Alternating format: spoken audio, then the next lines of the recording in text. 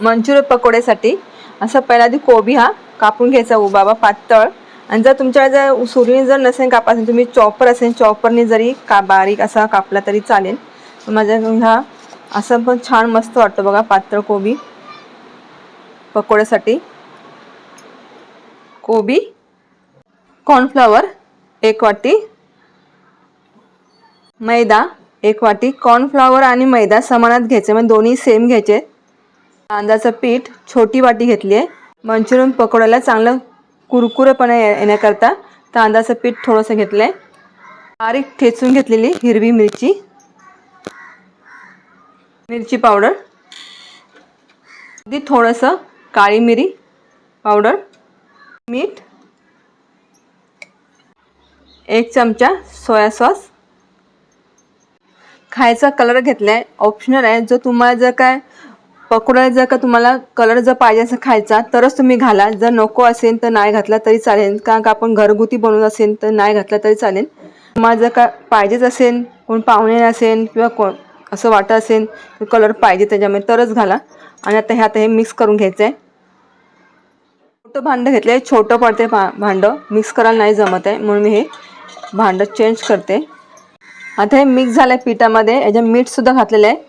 त्याच्याकरता ह्या कोबीला स्वतःचं अगदी पाणी असतं, ते पाणी आता सुटेल ह्याला। पाणी ह्याच्यामध्ये घालायचं नाही एक्स्ट्रा, कोबीचंच पाण्यामध्ये पीठ भिजवायचं आहे। आता ह्याला आपण बाजूला ठेवून देऊया, म्हणजे ह्याला पाणी सुटेल। तर आपण एक साईडला शेजवान चटणी तयार करून घेऊया। आपण ठेवलं आहे शेजवान चटणीसाठी। आता ह्याच्यामध्ये पहिला आधी घालून घ्यायचं आहे लसूण ठेचून घेतलेलं आहे, हा घालून घ्यायचं आहे। हेही ठेचून घेतलेलं आहे। कोथिंबीरचे दांडे बारीक कापून घेतलेले आहेत, तेही घालून घ्यायचे आहेत।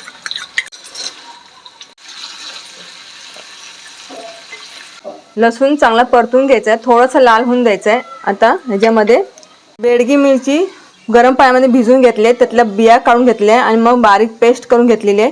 बेडगी मिरची मी फक्त इथं 10च घेतलेत, अगदी आपलं घरी चटणी खाण्यापुरतीच, म्हणजे 4 ते 5 माणसं खाऊ शकतात इतकी चटणी करण्यासाठी मी घेतले मिरच्या।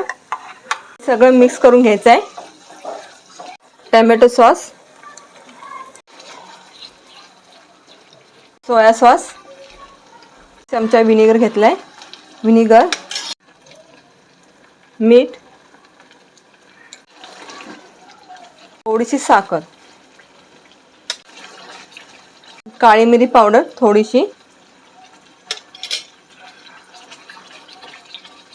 10 ते 15 मिनटं शिजवून घ्यायची ही चटणी। स्लो गॅस ठेवायचा, स्लो गॅसवरती शिजवून घ्यायची आहे। आता ही आपली शेजवान चटणी तयार झाली आहे। पाणी सुटले बा कोबीला। आता ह्याच्यामध्ये थोडंसं पाणी घालायचं आहे, अगदी थोडं घालायचं पाणी शिजण्याकरता।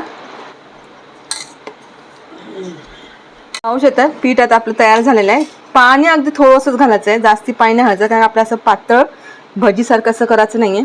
पाहू शकता बघा, असंच आपण पीठ मळून घ्यायचं आहे। आता हे जे पकोडे तयार करून घ्यायचे।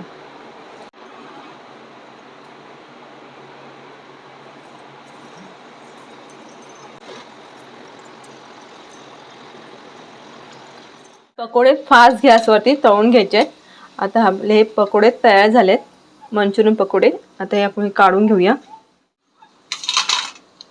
आपले मंचुरियन पकोडे तयार झालेत। पावसाळ्यामध्ये नक्की असे हे मंचुरियन पकोडे तुम्ही करा, छान घरगुती मंचुरियन पकोडे आपले तयार झालेत। आणि जर तुम्हाला माझा हा व्हिडिओ आवडला असेल तर लाईक आणि सबस्क्राईब करायला विसरू नका, आणि काय तुमचे कमेंट्स असेल तर कमेंट करायला विसरू नका।